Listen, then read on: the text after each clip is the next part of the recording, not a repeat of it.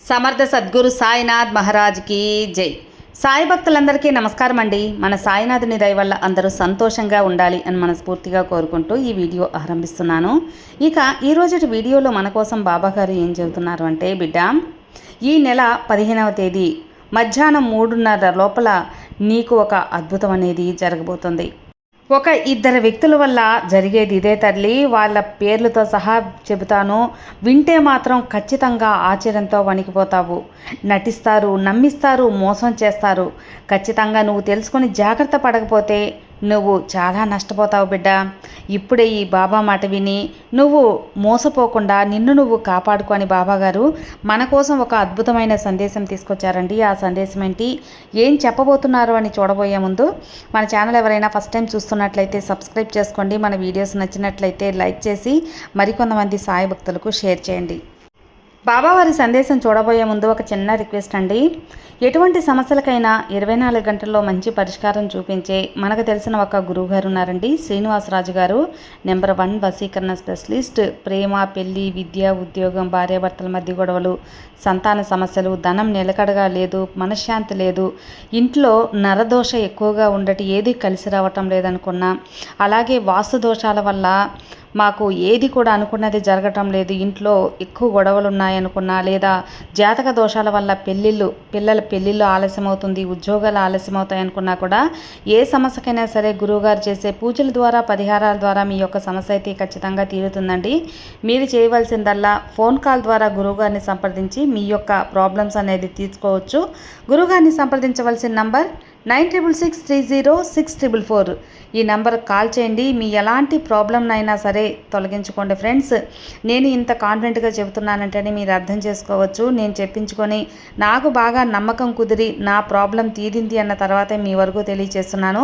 So 96630644 ఈ నెంబర్కి call చేయండి. మీ ప్రాబ్లమ్ని తీర్చుకోండి ఫ్రెండ్స్. ఇక బాబాగారు మన కోసం ఈరోజు అందిస్తున్న సందేశం, తల్లి, నీకు ఇద్దరు వ్యక్తుల వల్ల నీ జీవితంలో చాలా నష్టం జరగబోతుంది. అసలు వాళ్ళు నీ జీవితంలోకి ఎలా ప్రవేశించబోతున్నారు, ఏం జరుగుతుందో తెలుసుకో. ఈ యొక్క బాబా వాక్కులో నువ్వు విన్నావంటే ఖచ్చితంగా నీ గుండె గుబేలమంటుంది, నీ ఒళ్ళు వణికిపోతుంది తల్లి. ఎందుకో తెలుసా, నీతో మంచిగా ఉంటారు, నటిస్తారు, నవ్వుతారు, ఎన్ని నాటకాలు ఆడతారు, కానీ ఆఖరికి మోసం చేస్తారు, నట్టేట్లో ముంచేస్తారు. నిన్ను ఎన్ని విధాలుగా పాడు చేయాలో అన్ని విధాలుగా పాడు చేసి ఆఖరికి వారి దారిన వాళ్ళు వెళ్ళిపోతారు. నిన్ను చెడగొట్టేసి నాశనం చేసి మరి ఆ వ్యక్తులు ఎవరు, వాళ్ళ వల్ల నీకు అసలు ఏం జరగబోతుంది, ఎంత నష్టం, వాళ్ళ పేర్లతో సహా ఈరోజు నీ సాయి నీ ముందు పెట్టబోతున్నానమ్మా. నువ్వు కొంచెం ధైర్యం తెచ్చుకొని కొంచెం నిదానంగా విన్నావంటే నీకు ఖచ్చితంగా ఒక సొల్యూషన్ అనేది దొరుకుతుంది బిడ్డ. నీ బాబా చెప్పే మాటలో అర్థం కూడా అర్థమవుతుంది. ఇది కానీ నీ కంటపడిన క్షణం అనేది ఏ పని చేస్తున్నా సరే పక్కన పెట్టి చూడటానికి ప్రయత్నించు, వినడానికి ప్రయత్నించు.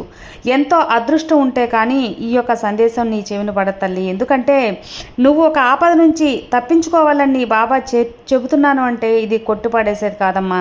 ఖచ్చితంగా నువ్వు అందిపుచ్చుకోవాల్సిందే. నువ్వు దీన్ని కానీ నిర్లక్ష్యం చేసావంటే ఖచ్చితంగా పశ్చాత్తాపడతావు. అందుకే మరీ చెబుతున్నాను. ఇక్కడ కొన్ని విషయాలు నీ గురించి కూడా తెలియచేయాలి బిడ్డ. అసలు ఆ వ్యక్తులు ఎందుకు నీ జీవితంలోకి వస్తున్నారు, ఎవరు అవకాశం ఇచ్చారు, ఎందుకు వాళ్ళు అలా చేస్తున్నారు, వాళ్ళ వల్ల నీకు అసలు ఏం జరగబోతుంది అంటే ముఖ్యంగా నీ గురించి చెప్తే అక్కడ ఏం జరుగుతుంది, వాళ్ళు ఎందుకు వస్తున్నారు అన్నీ కూడా నేను నీకు అర్థమయ్యేలా చెప్తానమ్మా. ఇందులో నువ్వు చేసిన తప్పు ఏమీ లేదు తల్లి, నువ్వు చేసిన పొరపాటు ఏమీ లేదు. నువ్వు దిద్దుకోవాల్సింది, సరిదిద్దుకోవాల్సింది, ఆచరించాల్సింది, పాటించాల్సింది ఏంటి ప్రతి ఒక్కటి కూడా నేను చెప్పబోతున్నాను. పెడచెవిని మాత్రం పెట్టొద్దు. పెడచెవిని పెడితే బాధపడతావు తల్లి. ఒక తండ్రిగా మాత్రమే ఈరోజు నేను నిన్ను హెచ్చరిస్తున్నాను, జాగ్రత్తలు చెప్తున్నాను. చిక్కుల్లో పడకుండా జాగ్రత్త అంటూ హెచ్చరిస్తున్నాను. కాబట్టే జాగ్రత్తగా, ఒక్కసారి చెప్పుకోలేనటువంటి సమస్యలతోటి ఇబ్బందులు పడిపోతూ నువ్వు ఉన్నావు కదా, ఆ సమస్యలు ఎలా తీర్చుకోవాలి, ఆ ఇబ్బందుల నుంచి ఎలా సతమతమవుతూ బయటపడాలి అనుకుంటున్నావు. వ్యక్తిగతంగా నిన్ను గమనించినట్లయితే చాలా అంటే చాలా అమాయకురాలివి.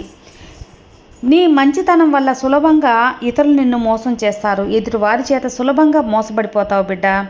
నీకు పక్క వాళ్ళు నీ యొక్క శ్రేయోభిలాషులు, నీ మంచి కోరేవాళ్ళు, నీ గురించి మంచి ఏంటి, చెడు ఏంటి, వారి యొక్క తేడా ఏంటి, ఎవరు నీ వద్దకు ఎందుకు వస్తున్నారు, నీ అవసరం తెచ్చుకోవడానికి వారు వస్తున్నారు అని, వారి యొక్క అవసరాల కోసమే నిన్ను వాడుకుంటున్నారు అనే విషయాలు నీకు పదే పదే చెప్పి నిన్ను ఒక మంచి దారిలో పెట్టి జాగ్రత్త చెప్పాలి. ఒక వ్యక్తి ఉంటే నువ్వు 80% వరకు కూడా రక్షించబడతావు బిడ్డ.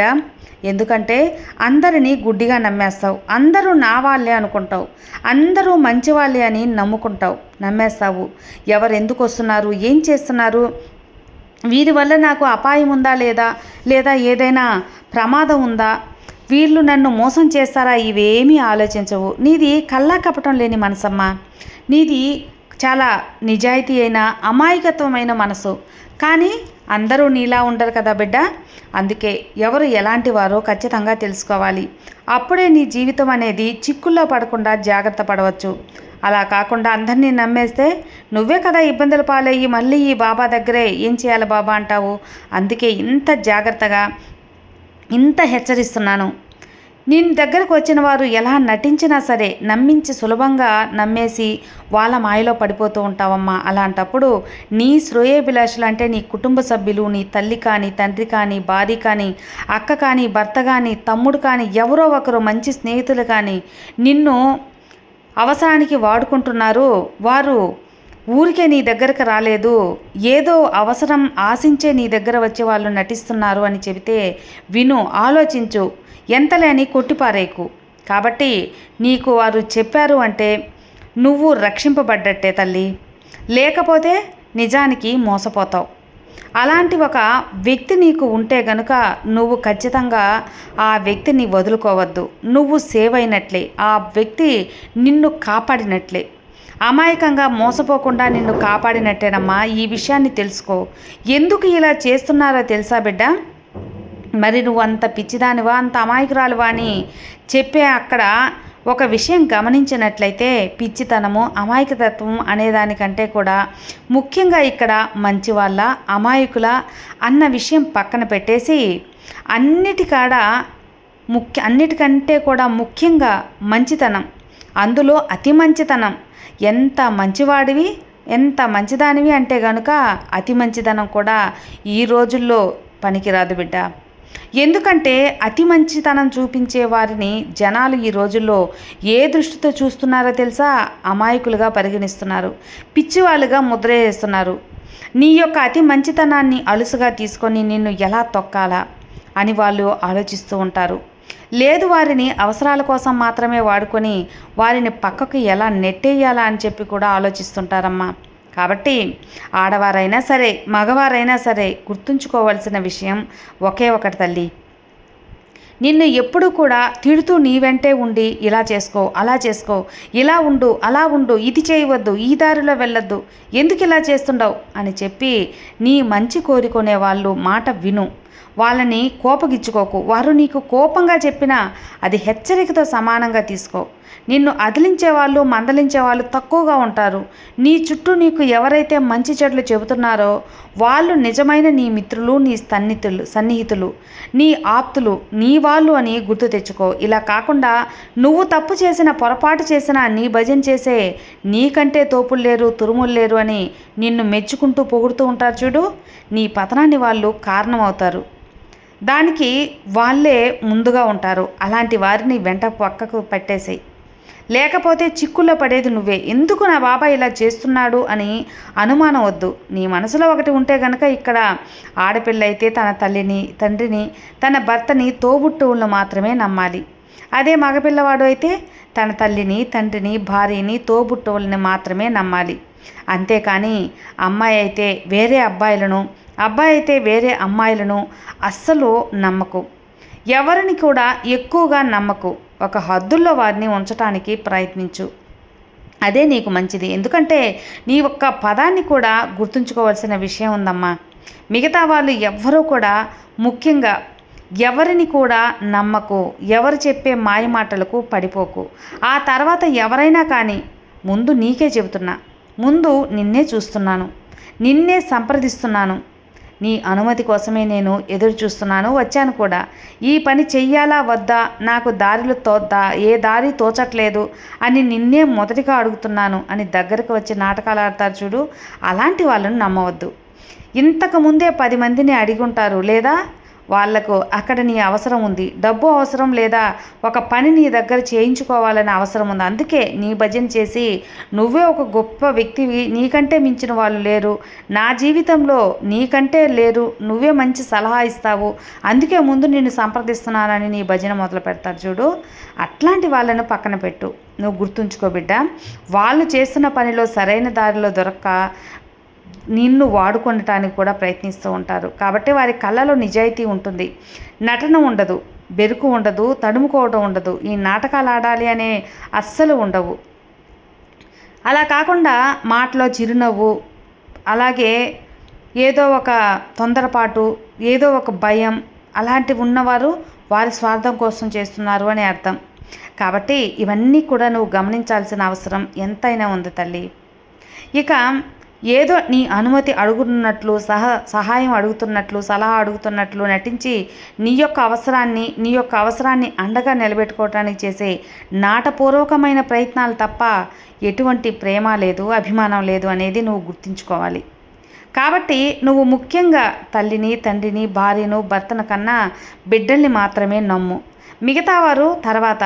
ఎవరు కూడా నీ మంచి కోరుకునే వాళ్ళైతే చాలా తక్కువ మందే ఉంటారనే విషయం గ్రహించు.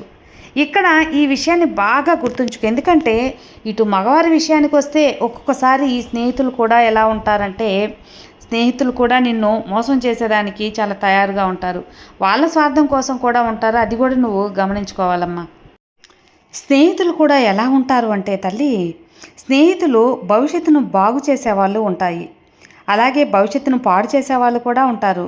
మంచిగా, బుద్ధిగా, పద్ధతిగా ఉన్నవాళ్ళు చెడగొట్టేది స్నేహితులే, చెడిపోయిన స్నేహితులను బాగుపరిచేది కూడా స్నేహితులే. ఇక్కడ నీ విషయంలో ఏం జరుగుతుంది అంటే, నీకు లేని అలవాట్లను నేర్పించాలని చూస్తారు కొందరు స్నేహితులు.